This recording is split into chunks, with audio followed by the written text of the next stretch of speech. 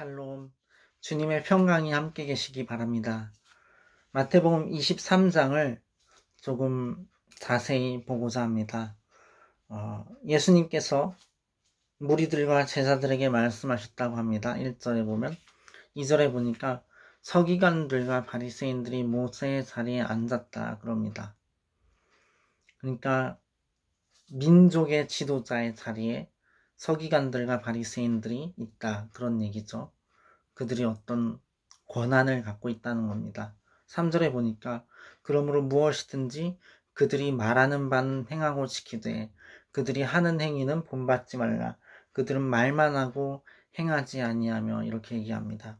저는 이 말씀을 통하여서 교훈을 받습니다.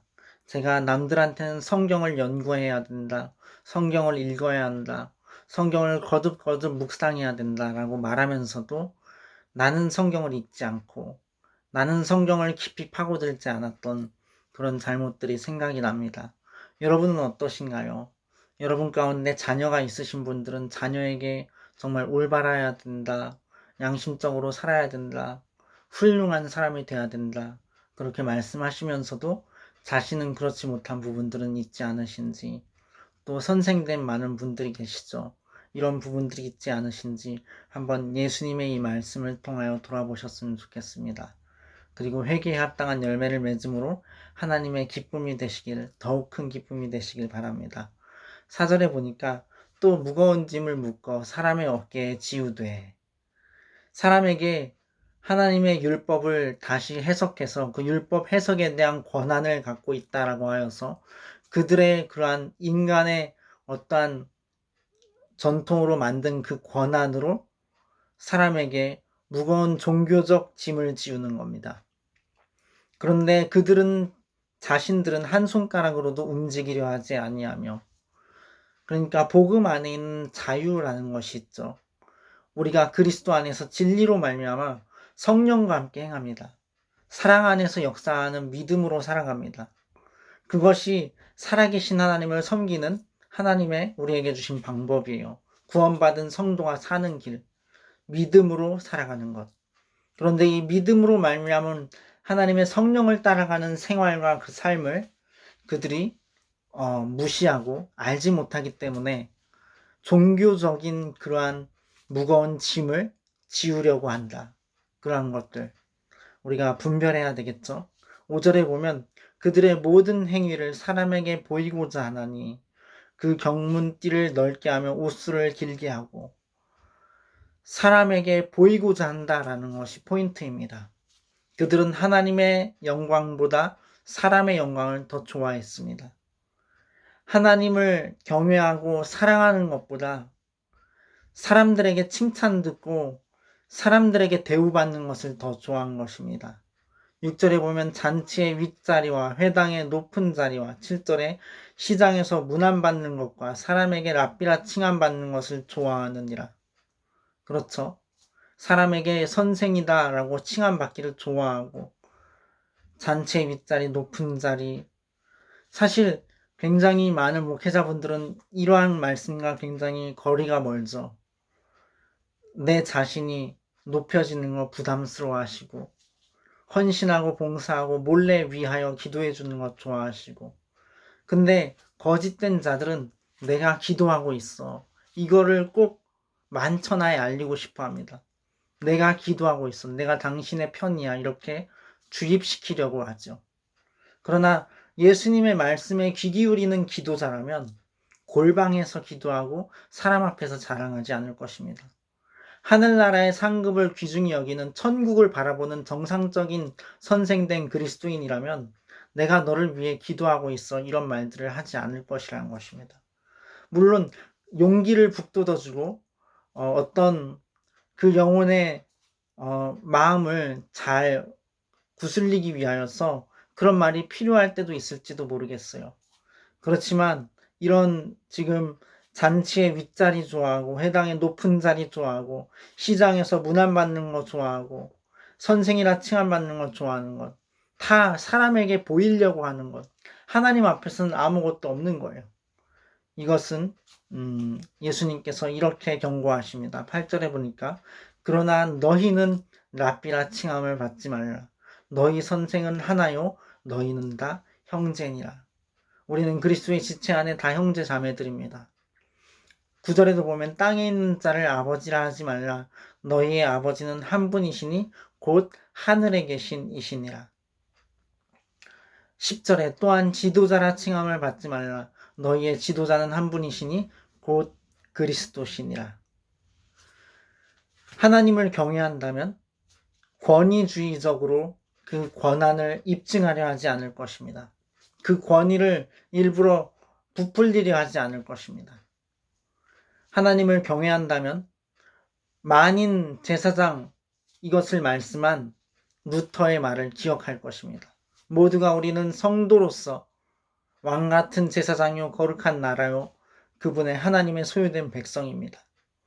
이런 정체성 안에서 오직 성령께서 자신을 통하여 일하시도록 성령께서 마음껏 우리 가운데 임재하시고 행하시도록 그렇게 할 것입니다. 그것이 오늘날 예수 그리스도의 그 복음 안에 살아가는 어떠한 모든 성도들의 평신도와 목회자와 그런 모든 성도들의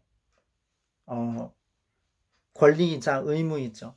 합당한 태도인 것입니다. 11절에 보니까 너희 중에 큰 자는 너희를 섬기는 자가 되어야 하리라. 너무나 중요한 말씀이죠. 예수님께서도 본을 보이셨습니다. 예수님은 섬김을 받으려고 오신 게 아니라 도리어 섬기려고 예수님의 목숨을 많은 사람의 대속물로 주려고 오셨습니다. 12절에 보면 누구든지 자기를 높이는 자는 낮아지고 누구든지 자기를 낮추는 자는 높아지리라. 이렇게 얘기되어 있고요. 13절에 화 있을진저 외식하는 서기관들과 바리새인들이여 너희는 천국 문을 사람들 앞에서 닫고 너희도 들어가지 않고 들어가려 하는 자도 들어가지 못하게 하는도다. 굉장히 무서운 말씀이죠. 천국 문이란 것은 영혼에 관계된 일인데 이러한 것들을 어떤 외식한다. 그러니까 가증스럽게 가면을 쓴다 이런 뜻이죠. 자신을 꾸민다. 서기관들과 바리새인들이 그렇게 하고 천국 문을 사람들 앞에서 닫는다는 거예요. 그리고 들어가지도 않고 들어가려 하는 자를 못 들어가게 한다. 이거는 사탄의 도구가 되어 있다는 것이 될 수 있죠. 하나님 나라에 들어가려 하는 자를 막는 것. 하나님 나라의 영적인 일들을 알고 그 영적인 하나님의 인도하심에 참여하고자 하는 자들을 막는 일, 방해하는 일, 박해하는 일, 이런 것들이 존 웨슬레의 시대에도 있었습니다. 존 웨슬레가 말을 타고 복음을 전하러 다녔죠. 근데 그가 어느 날인가는 한동안 박해가 없는 거예요. 누가 그를 욕하지도 않고 폭행하지도 않고 돌을 던지지도 않고 침을 뱉지도 않는 겁니다. 그래서 자기가 갑자기 근심이 들었습니다. 하나님, 내가 타락했나요? 하나님, 내가 뭔가 타협했습니까? 하나님 앞에 올바르지 못합니까? 왜 박해가 없습니까? 존 웨슬레는 박해가 반드시 있어야 자신이 정말 하나님의 진리의 사람이란 걸 확신했던 거예요. 그래서 말에서 내려서 주님께 기도하기 시작했습니다. 자신이 잘못한 것이 무엇인지 깨닫게 해달라고. 근데 그렇게 기도하는 동안 또 돌이 날아와서 자신의 옆을 스쳐 지나갔습니다. 그러자 벌떡 일어나서 하나님께 감사했습니다. 주여, 제가 아직 하나님께 붙어 있군요. 내가 아직 하나님 편에 있군요. 이렇게 말하였어요. 그래서 시대마다 참된 하나님의 사람들에게는 박해가 있었다는 것을 기억해야 됩니다.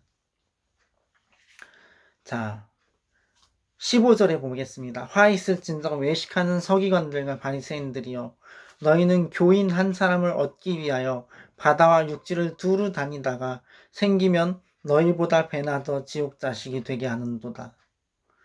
여기서 말하는 지옥 자식이 되게 한다는 건 배나 더 악한 자가 되게 만든다 그런 뜻이 아니라 이 서기관들과 바리새인들이 더욱 악하게 그런 악한 모본을 보이고 악한 가르침들을 가르치고 그렇게 함으로써 잘못 인도한다. 이러한 것들을 경고하시는 겁니다. 그래서 잘못된 교회, 잘못된 지도자는 우리가 그 아래에 있으면서 바꿀 수 없어요. 우리가 제 발로 걸어 나와야 됩니다. 언제나 어디서든지 그래요. 바꿀 수 없습니다. 그들을 어떤 기도로도 어떤 감동시킴으로도 바꿀 수 없어요. 우리가 거기서 나와야 되는 겁니다. 예. 자, 16절에 보면 화 있을진저 눈먼 인도자여 너희가 말하되 누구든지 성전으로 맹세하면 아무 일 없거니와 성전의 금으로 맹세하면 지킬지라 하는도다. 이제 눈이 멀었다라는 표현을 예수님이 하시기 시작하시는데 23절 전체에 눈이 먼 자들이라는 그런 표현이 많이 나옵니다. 17절에도 보면 어리석은 맹인들이여 이러고죠. 어느 것이 크냐 그 금이냐 그 금을 거룩하게 하는 성전이냐. 18절에 너희가 또 이르되 누구든지 제단으로 맹세하면 아무 일 없거니와 그 위에 있는 예물로 맹세하면 지킬지라 하는도다. 19절에 맹인들이여 어느 것이 크냐 그 예물이냐 그 예물을 거룩하게 하는 제단이냐. 그러니까 맹세를 하는데 그거를 안 지키고 싶으니까 좀 안 지켜도 될 만한 것을 들면서 맹세를 하는 거예요. 그러나 예수님이 요구하시는 건 뭡니까? 차라리 맹세를 도무지 하지 말아라. 맹세가 필요하지 않은 그냥 내가 이렇게 할게 라고 하는 것에 신뢰가 갈 수 있는 신뢰받을 만한 사람이 되어라. 그것이 예수님이 말씀하시는 바예요. 그런데 이들은 그들이 신뢰를 받지 못하기 때문에 맹세는 해야겠고 또 안 지킬 수 있다는 걸 미리 염두에 두면서 약속하기 때문에 그러려면 약속을 안 하는 게 나은데 맹세를 하되 안 지켜도 상관없을 것 같다고 그들 스스로 판단이 되는 것을 갖고서 맹세를 했던 것입니다. 굉장히 위선적이고 굉장히 신뢰받지 못하는 그런 모습들이었던 거죠. 20절에 그러므로 제단으로 맹세하는 자는 제단과 그 위에 있는 모든 것으로 맹세하며 또 성전으로 맹세하는 자는 성전과 그 안에 계신 이로 맹세하며 또 하늘로 맹세하는 자는 하나님의 보좌와 그 위에 앉으신 이로 맹세함이니라. 그렇습니다. 맹세한 것은 반드시 지켜야 된다. 라는 것을 예수님께서 말씀하시는 거죠. 23절에 보면 화 있을진저 외식하는 서기관들과 바리새인들이여 너희가 박하와 회향과 근처의 11조는 들이되 별의 별 것들의 11조를 다 드린 거예요. 아주 철저하게 11조를 드린 겁니다. 그런데 율법의 더 중요한 바 정의와 긍휼과 믿음은 버렸도다. 그들은 거칠애로 지키는 건 철저했어요. 그런데 정작 그 거칠애로 지키는 그 모든 율법의 근본이 되는 그 정신, 그 근본이 되는 생명에 속한 것들을 그들이 버렸다는 것입니다. 정의와 긍휼과 믿음. 여러분 이웃을 긍휼히 여기십니까? 여러분의 친족들, 가족들을 긍휼히 여기십니까? 그들의 구원을 위하여서 하나님께 기도하고 계십니까? 그리고 정말로 정의를 사랑하십니까? 가난한 자, 불우한 자들을 정말 돕고 계십니까? 가난한 자의 부르짖음, 가난한 자를 보고도 모른 척하는 자들에겐 저주가 크리라고 잠언서에 경고되어 있습니다. 이렇게 말씀드리니까 불우한 이웃, 가난한 자가 자기 눈에 안 띄었으면 좋겠죠. 하나님 지혜로우셔서 우리가 할 수 있는 만큼 우리에게 적절히 가난한 자들 보게 하십니다. 불우한 이웃 보게 하셔요. 그리고 순종하게 하심으로 하나님의 은혜로 순종했는데 천국에서 상급 주십니다. 아멘. 그리고 우리 온전한 믿음을 가져야 합니다. 예수님이 이렇게 말씀하십니다. 이것도 행하고 저것도 버리지 말아야 할지니라. 율법의 온전한 철저한 지킴, 그것과 함께 그 모든 정신, 생명, 그 둘 다 버리지 말아야 한다는 것입니다. 그러니까 예수님의 말씀은 굉장히 높은 기준을 말씀하시는 것이죠. 24절에 보니까 또 이런 표현이 나옵니다. 맹인된 인도자여 하루살이는 걸러내고 낙타는 삼키는도다. 하루살이는 말하자면 이게 가난한 사람들은 그냥 걸러내고 낙타는 삼킨다. 부유한 사람들의 재산은 탐내서 그들을 잘 대우하고 그 돈을 탐하고 얻고자 한다. 이런 거예요. 야고보서에도 이런 말씀이 있죠. 부자에게는 여기 앉으소서 하고 가난한 자에게는 넌 내 발등상에 있든지 저기 가서 앉든지 해라. 이렇게 한다고요. 그러면 하나님의 형상대로 지음받은 사람들을 차별하는 것이 아니냐 그러면서 야고보 사도를 통한 성령의 음성이 책망하십니다. 부자는 너희가 부르는 예수 그리스도의 그 아름다운 이름을 회방하지 아니하느냐. 그리고 법정으로 심판받는 대로 끌고 가지 않느냐. 그러나 가난한 자들은 믿음에 있어서 부유하게 하셨고 하나님께서 영원한 천국 유업을 상속하게 하지 않으셨느냐. 이렇게 말씀하는 거예요. 그런데 실제적으로 이제 그 현재는 그럴 수 있어요. 예수님을 믿는 믿음이 더 투철하고 정말로 천국을 소망하는 믿음이 더 확고한 사람들이 가난할 수 있어요. 그 가운데도 기뻐하고 감사하며 사는 거죠. 천국 소망이 있으니까. 하나님의 은혜가 매일의 삶에 있으니까. 그리고 부자인 사람들은 자기 재물을 의지하고 그리고 자기 의가 강하고 그리고 교만하고 완고하고 해서 그리스도의 복음을 멸시하고 아름다운 그리스도의 이름을 대적하고 그럴 수도 있어요. 말하자면 제가 가상으로 얘기를 하는 건데 그러나 하나님을 경외하는 자가 결국엔 잘 됩니다. 우리나라가 그런 경우죠. 어떤 대한민국 국민들 전체라는 그 국민들의 기독교 역사를 보면 세계에서 거의 제일 가난한 국가였어요. 거지 국가였습니다.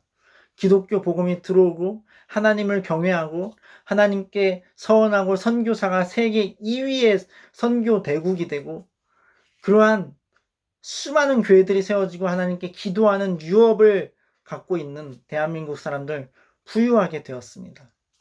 정말 부유하게 되었어요. 이렇게 지금 현재는 가난한 자 부자 이럴 수 있지만 하나님께서 주신 믿음의 부유한 그러한 대한민국이 더욱 되기를 바랍니다.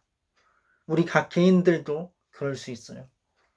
그래서 사실 부라는 것은 하나님의 축복 가운데 한 가지이지만 그것보다 훨씬 위대한 하나님의 축복이 더 많이 있습니다. 우리가 사람의 눈을 의식하지 말고 하나님 앞에 어떻게 잘 보일까를 생각하고 사람의 말 신경 쓰지 말고 사람에게선 독립하고 하나님을 의지한다면 우리에게 정말 진정으로 밝은 미래가 열릴 것입니다. 저도 그러한 하나님의 은혜 있기를 간절히 소원합니다. 25절도 보면요. 화 있을진저 외식하는 서기관들과 바리새인들이여 잔과 대접의 겉은 깨끗이 하되 그 안에는 탐욕과 방탕으로 가득하게 하는도다 말씀합니다.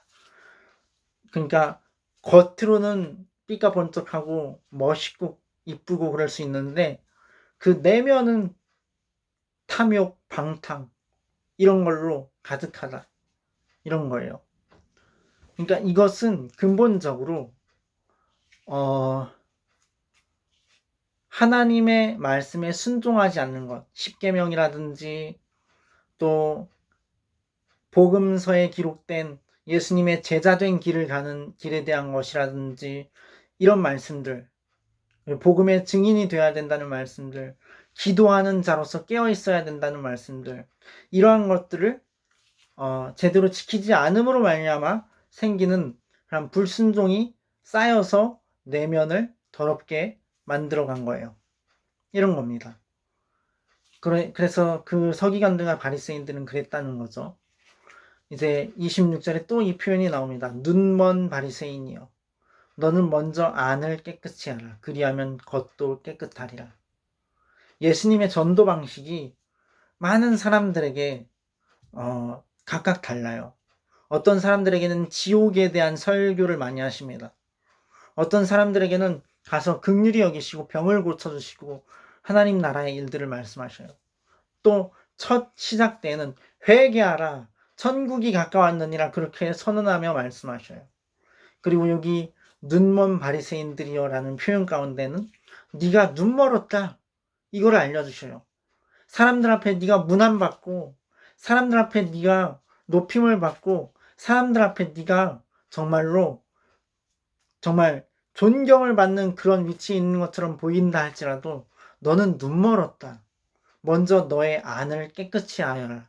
그러면 겉도 진정으로 깨끗할 것이다. 이렇게 말씀하시는 거죠. 예수님의 전도 방법입니다. 27절에 보면 화 있을진저 외식하는 거칠해하는 서기관들과 바리새인들이요 회칠한 무덤 같으니 무덤과 같다고 그들에 대해서 표현하셔요. 겉으로는 아름답게 보이나 그 안에는 죽은 사람의 뼈와 모든 더러운 것이 가득하도다. 이게 무슨 비유인지 28절에 이렇게 말씀하십니다. 이와 같이 너희도 겉으로는 사람에게 옳게 보이되 안으로는 외식과 불법이 가득하도다. 여러분, 우상숭배가 하나님께서 굉장히 미워하시는 죄악인데 제가 예수님을 만나고 정말 하나님을 향한 뜨거운 신앙을 갖고 나서도 제가 우상숭배를 한 적이 있어요. 굉장히 무서운 죄악을 저질렀는데 그거에 대해서 하나님께 회개했지만 더 계속 생각날 때마다 더 회개해야 되겠다는 생각이 들어요.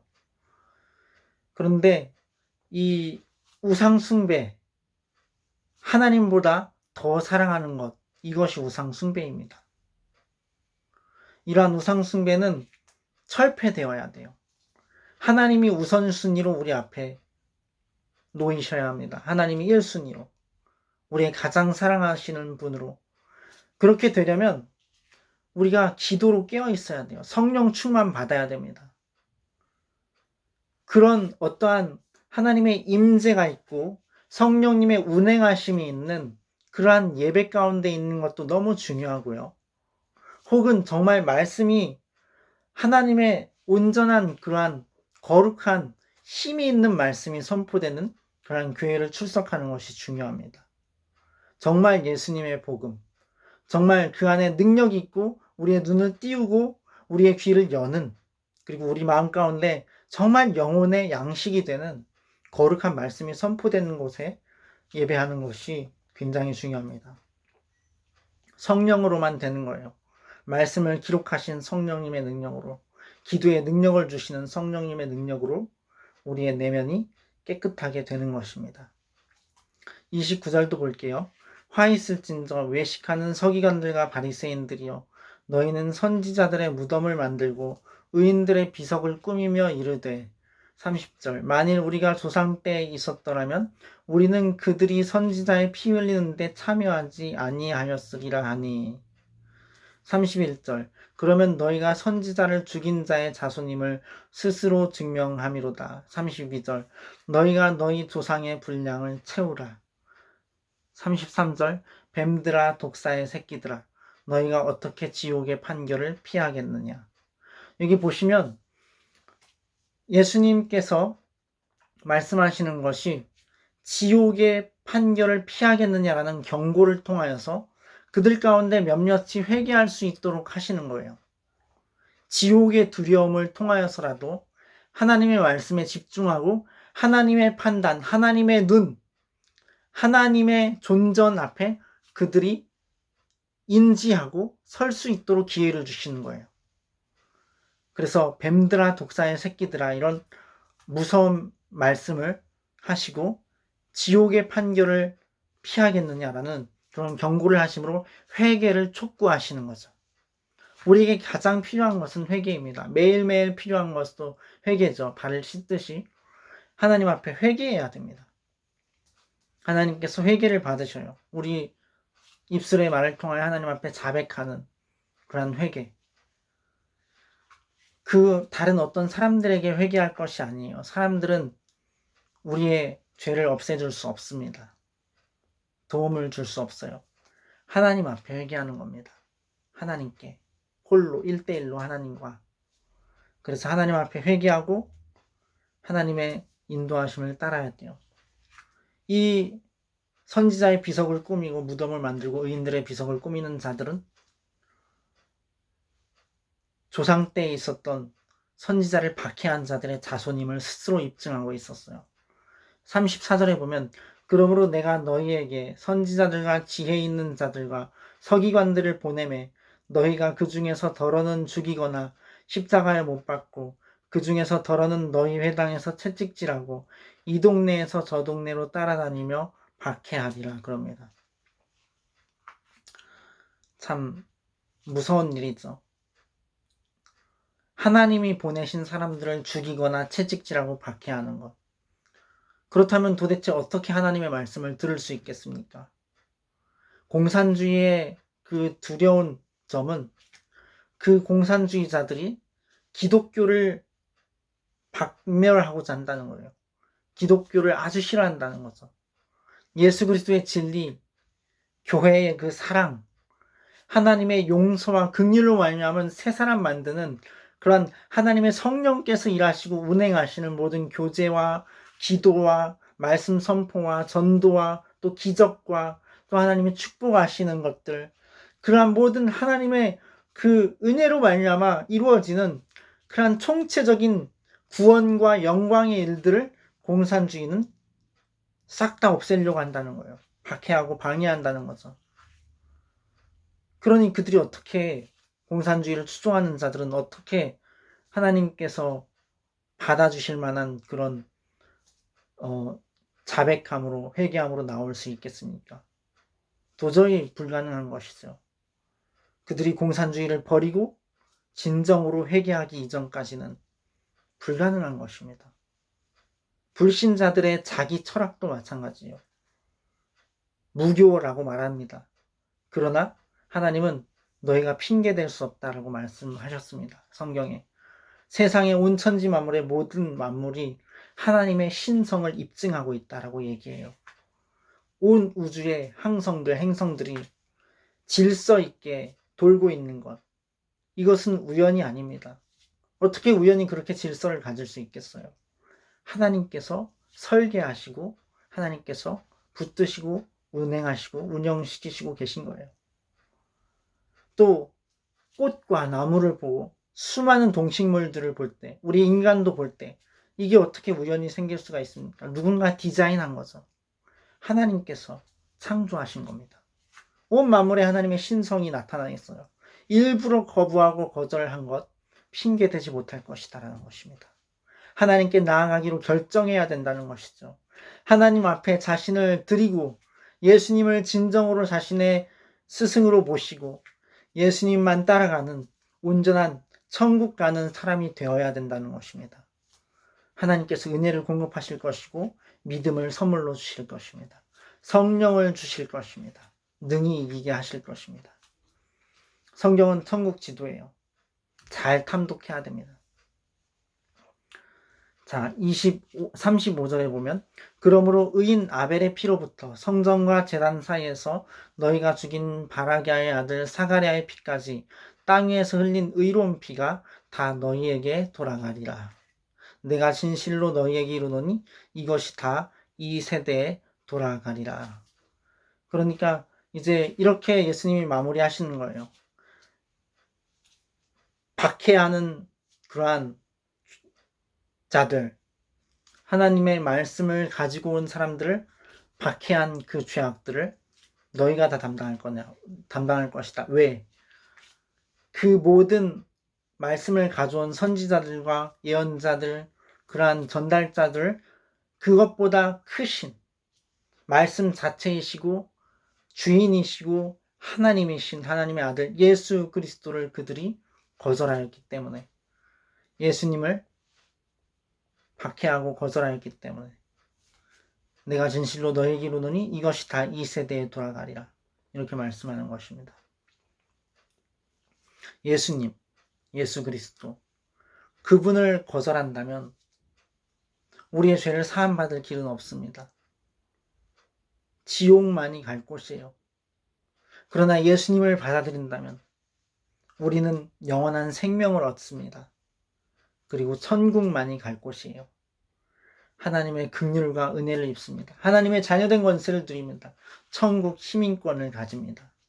하나님과 동행하며 우리의 기도가 기쁘게 받으심직하게 됩니다. 37절부터 보면요. 예루살렘아 예루살렘아 선지자들을 죽이고 네게 파송된 자들을 돌로 치는 자여 암탉이 그 새끼를 날개 아래에 모음같이 내가 너희 자녀를 모으려 한 일이 몇 번이냐. 그러나 너희가 원하지 아니하였도다.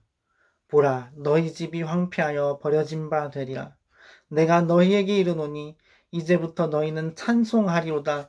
주의 이름으로 오시는 이여 할 때까지 나를 보지 못하리라 하시니라. 아멘. 이렇게 말씀되어 있어요. 37절부터 39절의 말씀입니다. 하나님께서 하나님이신 구주 예수 그리스도께서 그들에게 이렇게 경고하신 거예요. 그러니까 사실 이스라엘 백성들 중에서는 예수님이 메시아였음을 아는 사람들도 있었어요. 예수님을 따르던 사람들도 있었습니다. 그런데 그들도 예수님이 이 땅의 정치적인 메시아가 아니구나라는 걸 알고 나서는 많이 떠나갔어요. 그리고 소수만 남았습니다. 너희도 가려느냐 했을 때 제자들이 영생의 말씀이 주님께 계신데 우리가 누구에게로 가겠습니까? 이렇게 말씀드리고 끝까지 따랐어요. 그들에게 성령이 임하시고 박해와 핍박을 뚫고 하나님의 말씀을 전파하는 자들이 되었습니다. 그런데 이 마태복음 23장의 말씀을 보면 예수님이 예루살렘에 대하여서 그들의 집이 황폐하여 버림받으리라 말씀하신 그것이 성취됩니다. 예루살렘에 파송된 하나님의 백성들을 위한 정말 온전한 하나님의 선지자들을 박해하였던 그들을 암탉이 새끼 날개 아래 모으듯이 하나님께서 그 자녀들을 모으려 했는데 그것을 그들이 원하지 아니하였던 그러한 결과로 말미암아 그들이 AD 70년에 티투스 디도 장군에 의하여서 멸망을 당하고 당시에 대해서 요세푸스 기록도 있고 역사의 기록을 보면 110만이 예루살렘에 몰려들었대요. 어떤 잘못된 어떤 성경의 구약의 구절을 믿고서 예루살렘에 들어가 있으면 안전할 것이다 그래갖고 거의 다 모인 거예요. 110만. 그리고 그들이 다 싹 죽임을 당합니다. 피가 무릎까지 찼대요. 피가. 그렇게 멸망을 당한 것입니다. 그래서 이 마태복음 23장을 통하여서 받을 수 있는 우리의 중요한 교훈은 하나님의 사람들을 박해해서는 안 되고 그들을 통하여 주어지는 하나님의 말씀이 없으면 이렇게 멸망할 수밖에 없다는 거예요. 하나님의 말씀을 우리가 환영하고 기쁨으로 받아들이고 경외함으로 순종할 때 우리가 멸망길을 떠나서 심판에 이르지 아니하고 하나님의 백성으로서 사망에서 생명으로 옮겨진 천국 시민으로서 선한 목자 예수님을 따라가게 된다는 것입니다. 생명을 얻되 더 풍성히 얻게 된다는 것이에요. 지도자나 지도자가 아닌 사람이나 마찬가지입니다. 예수님의 말씀을 따릅시다. 하나님의 기록된 이 말씀을 가감없이 전하고 또 믿읍시다. 그리고 온전히 이 말씀대로 행합시다. 그러한 은혜가 제게 여러분 모두에게 계시기를 예수님의 이름으로 축원합니다. 예수님 안에서 승리하시고 좋은 일이 많이 있으시길 바랍니다. 하나님의 은혜가 충만하시길 바랍니다. 평안하십시오.